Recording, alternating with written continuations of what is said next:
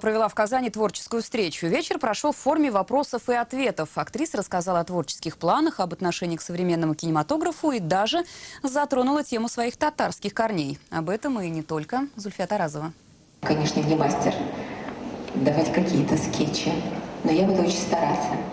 Спасибо вам. Эту встречу казанские поклонники Ренаты ждали давно. В свою очередь, актриса призналась, проводит творческий вечер впервые. Себя больше ощущает режиссером, нежели актрисой. Говорит, кинематограф – это языческое искусство. Я не могу сказать, что она простой человек. Я хочу сказать, наверное, ее ум мне нравится. Я очень люблю умных женщин. Я, как всегда, жду ее искрометного таланта, ее обаяния, ее красоты. То, о чем мы только мечтаем, и где-то там далеко-далеко во сне хотели бы как-то реализовать, она берет и делает.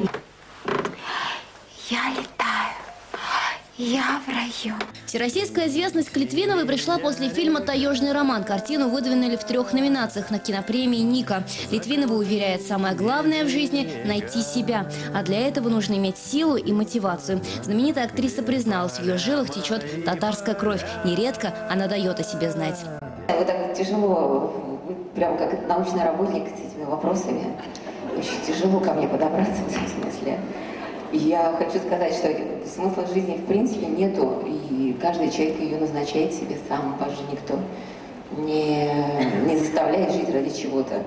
Вы можете вообще просто ничего не делать, если люди выбирают разные пути развития. Больше всего говорили о режиссерской работе Ренаты. Последняя «Сказка Риты», снятая на фотоаппарат и оцененная критиками. Малобюджетная картина объединила соратников Литвиновой. Среди них Татьяна Друбич, певица Земфира. В заключение актриса добавила: в мире побеждают одержимые люди, будь то музыкой или другим искусством. Зульфия Таразова, ТНВ, Казань. Иногородних журналистов из